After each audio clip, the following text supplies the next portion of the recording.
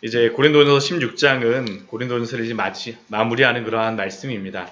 앞부분의 말씀까지 해서 고린도전서의 대부분의 그러한 문제들은 다 마무리되었습니다. 오늘 말씀에서는 추가적으로 몇 가지 고린도교의 성도들이 사도 바울에게 질문하였던 몇 가지의 것들에 대하여서 답변하며 또 사도 바울이 고린도교회를 향하여 당부하는 그런 말씀이 오늘 말씀이라고 할 수 있습니다.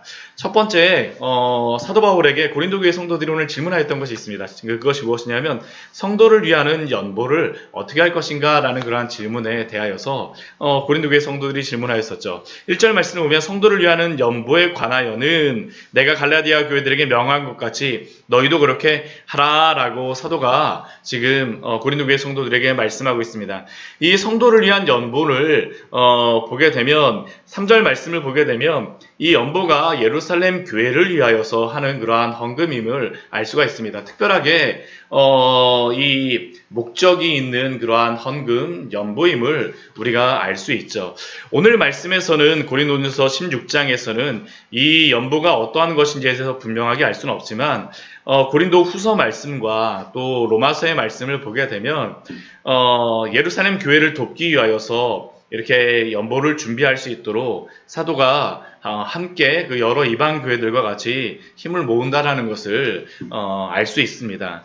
이러한 모습을 이러한 이유가 있었던 것은 특히 이 시대에 기근이 있었다라고 추정이 되어지는데 특별히 예루살렘 지역은 더 기근으로 인하여서 어려움이 있어서 함께 이렇게 모아서 도우려고 하는 것으로 생각이 됩니다. 특별히 이러한 모습을 통하여서 초대교회 시대에 함께 교회들이 연합하며 돕고 세우는 이러한 모습을 우리가 볼 수 있죠. 지금 이 코로나의 시대에 어려운 교회들이 많이 있지 않습니까? 또 개척교회라든가 어제는 또 신문에 보니까 여기 수원의 큰 교회도 이게 나오다 보니까 참 어려운 시기인 것 같습니다.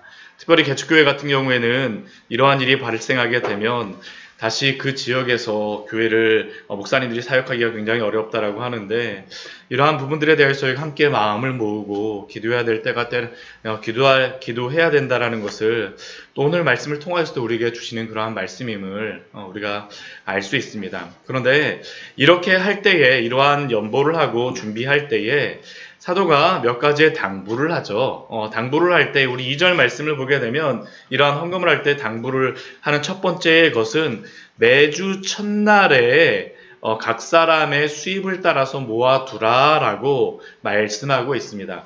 매주 첫날이라고 하는 그러한 의미는 이게 안식 후 첫날하고 동일합니다. 이게 주일을 이야기하는 거죠.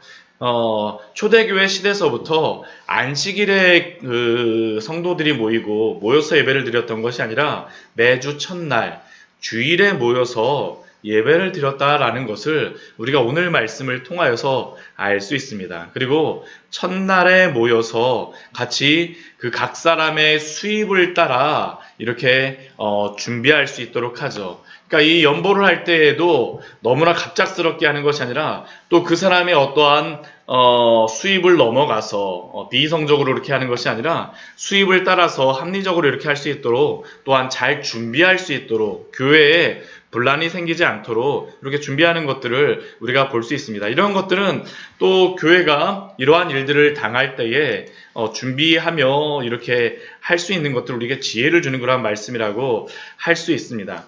또 이렇게 연보를 할 때에 또 한 가지 그 사도가 지혜를 주는 것이 무엇입니까?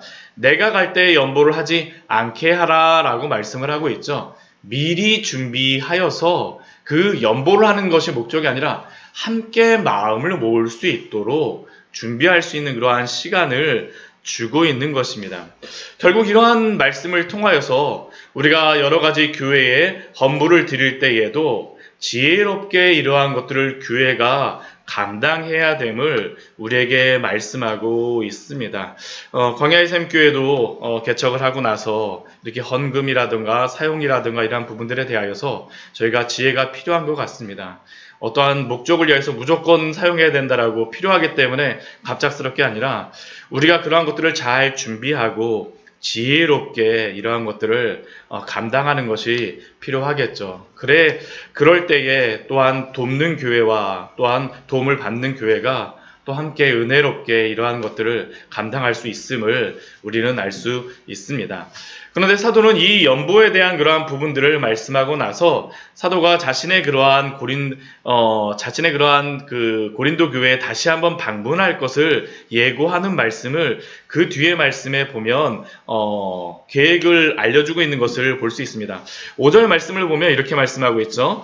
내가 마게도냐를 지날 터이니 지금 사도가 다시 한번 고린도 교회를 방문할 것을 예고하고 있는 것입니다. 그리고 고린도 교회를 마게도냐서부터 이렇게 쭉 내려오는 그러한 코스라는 것을 알려주고 있죠. 이 마게도냐가 빌립보 지방과 또 그 위쪽에 고린도 지역의 이 북쪽의 그러한 지역서부터 이렇게 통해서 내려올 것이더라고 지금 이야기하고 있는데요. 그러한 코스를 따라서 또 우리 6절 말씀을 보게 되면 겨울을 그곳에서 지낼 것이다 라고 얘기하고 또 사도가 그곳에서는 예전에는 자신이 사역을 할 때에 자비량으로 이렇게 사역을 하였었지만 그 뒤에 말씀에 보게 되면 6절 후반절 말씀에 보게 되면 내가 그 갈 곳으로 너희가 보내줄 수 있도록 도움을 달라라고 사도가 또 요청을 하고 있습니다. 사도의 그러한 그 사역에 동참할 수 있는 기회를 주는 것이죠. 그러니까 사도가 이렇게 사역을 할 때에도 이 고린도 교회 성도들이 미리 준비하고 함께 할 수 있도록 자신의 계획을 나누고 있는 것을 우리에게 알려주고 있습니다. 그러나 사도가 이렇게 계획이 있고 또한 고린도 교회 성도들에게 이렇게 갈 것이다라고 또한 그 자신의 일정들을 알려주고 있지만 그러나 사도는 그러한 모든 계획들을 자신의 뜻과 어떠한 할 목적에 따라서 하는 것이 아니라 자신이 행하는 그런 모든 일들을 하나님의 뜻에 맞추고 있음을 또한 우리에게 알려주고 있습니다. 7절 말씀을 보면 그의 사역의 그러한 방법을 우리에게 알려주고 있죠. 만일 주께서 허락하시면 얼마 동안 너희와 함께 머물기를 바람이라. 결국 사도가 계획도 있고 그들과 함께 가서 있을 여러 가지 목적도 있고 이유도 있지만 그러나 그것이 그냥 사도의 생각대로 하는 것이 아니라 만일 주께서 허락하시면이라고 말씀함으로 말미암아 자신의 뜻이 아니라 하나님의 뜻과 목적에 따라서 그가 행동하고 살아가고 있다라는 그러한 것을 우리에게 알려주고 있습니다. 우리가 행하는 그러한 삶의 태도도 이뤄야 되지 않겠습니까? 주님께서 허락하시는 그러한 뜻에 하나님이 우리에게 원하시는 그러한 것들에 우리가 하나님께 맞추고 우리가 그것에 순종하는 그러한 태도가 필요하겠죠. 이게 바로 사도가 사역을 하였던 그러한 방법이었었고 또한 그가 어떻게 사역하는지를 보여주는 것입니다. 근데 이러한 태도는 단순히 그냥 8절과 9절 말씀에 보게 되면 열어준다라 좋은 길이 있다라 그것을 또 행하는 것이 아니라 상황에 따라서 움직이지 않는 것임을 또한 알려주고 있습니다. 8절 말씀을 보면 또 이렇게 말씀합니다. 오순절까지는 사도가 에베소에 머물겠다라고 말씀합니다.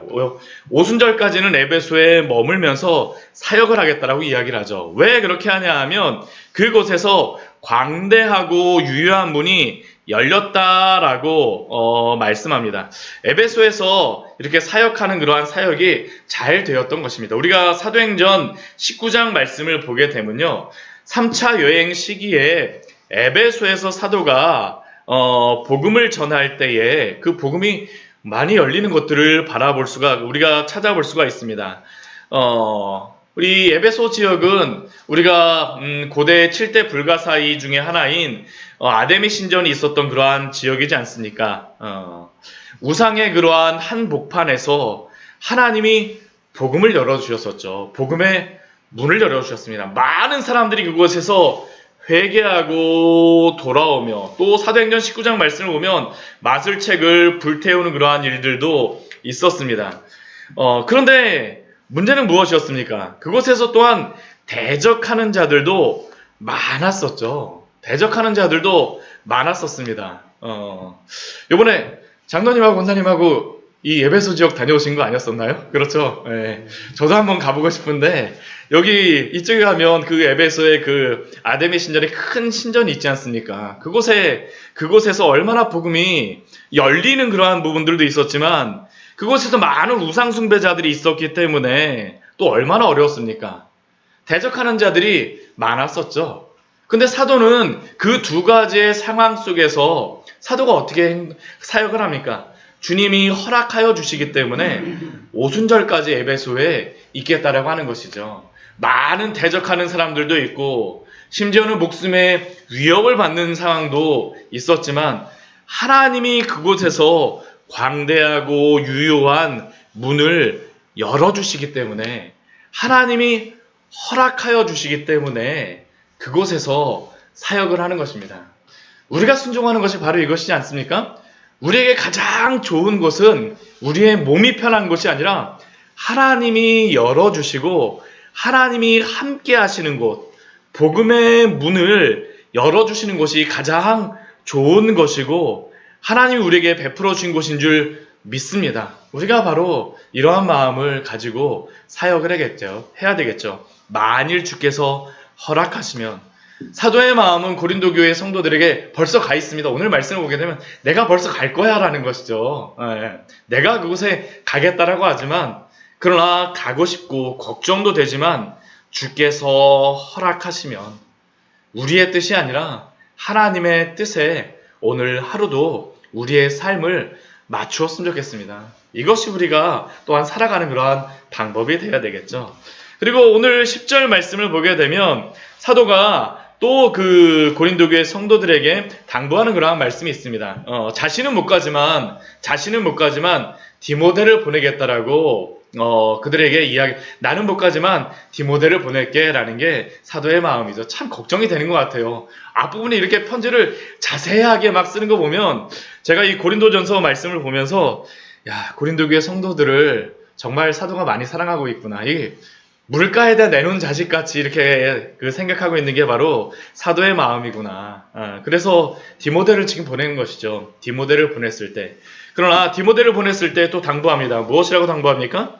너희가 조심하여서 그로 두려움 없이 너희 가운데에 있게 하라.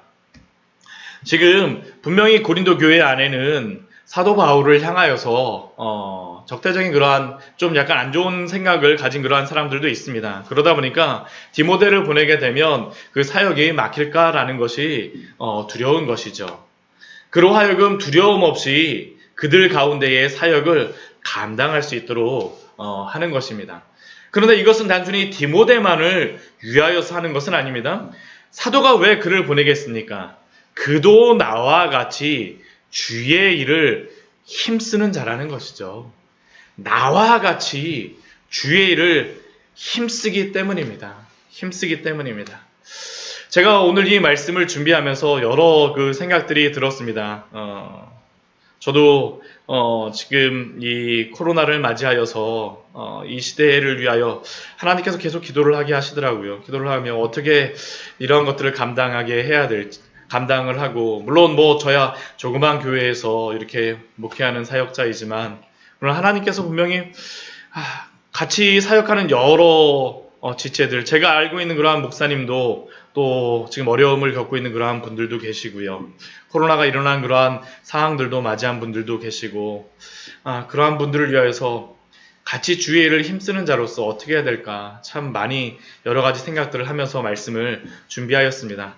근데 오늘 말씀을 통해서 우리에게 주는 말씀은 분명하죠. 두려움 없이 그 사역을 감당할 수 있도록 행하라라고 우리에게 말씀하고 있습니다. 우리 교회가 할 수 있는 만큼 이러한 부분들에 대해서 함께 마음을 모으고 또 해야 될 부분들이 있다라고 생각을 하면서 말씀을 준비하였습니다. 정말 이것이 함께하는 것이겠죠. 주의 일을 함께하기 때문에 또 우리 12절 말씀을 보게 되면 또 사도 바울의 또 아름다운 그 사역의 모습을 보여주고 있습니다. 형제 아볼로에 대하여는 사도 바울이 아볼로에 대하여서 형제와 같이 그리스도 안에서 형제로서 대하고 있죠.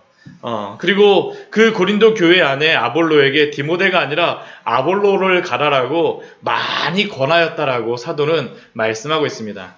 이게 사실 인간적인 모습으로서는 쉽지 않은 것입니다. 왜냐하면 우리가 이미 보았던 것 같이 고린도전서 앞부분에 보게 되면 가장 먼저 분쟁에 대한 그러한 말씀에서 나는 바울에게 속하였다, 나는 아볼로에게 속하였다라고 지금 교회 안에서 그렇게 문제가 되어주고 있는 것인데, 지금 아볼로에게 사도 바울은 어떻게 하고 있는 겁니까? 고린도 교회 가고 섬기고 교회를 세우라라고 지금 사도 바울이 권면하고 있는 것입니다. 내가 많이 권하였으되. 그런데 또 아볼로는 어떻습니까? 지금은 갈 뜻이 전혀 없으나. 또 아볼로가 또 왜 이렇게 했습니까? 자신이 가게 되면 물론 또 아볼로도 얼마나 가고 싶은 마음이 있겠습니까? 그러나 교회를 세우기 위하여서 또한 절제하고 있는 그러한 모습입니다. 함께 교회를 세워가고 있다는 것을 사도가 마지막까지 오늘 말씀에서 보여주고 있습니다. 우리가 오늘 말씀을 통하여서 사도 바울이 어떻게 사역을 하였는지 우리에게 분명히 보여줍니다. 우리의 뜻에 따라 사는 것이 아니죠.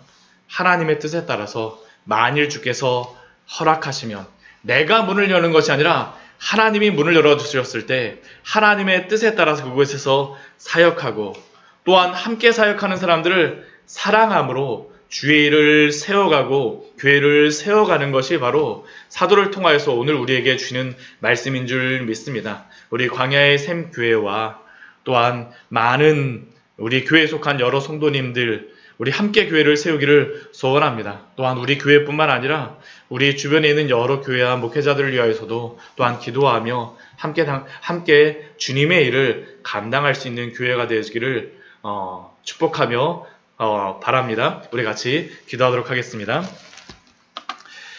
하나님, 오늘 말씀을 통하여서 또한 사도 바울이 고린도 교회에게 당부하는 여러 말씀을 우리에게 알려주시니 감사를 드립니다. 사도 바울은 고린도 교회뿐만 아니라 자신이 사역하고 있는 그 교회뿐만 아니라 주변의 여러 교회들을 향한 그러한 마음을 갖고 사역을 하였음을 또한 저희가 보았습니다.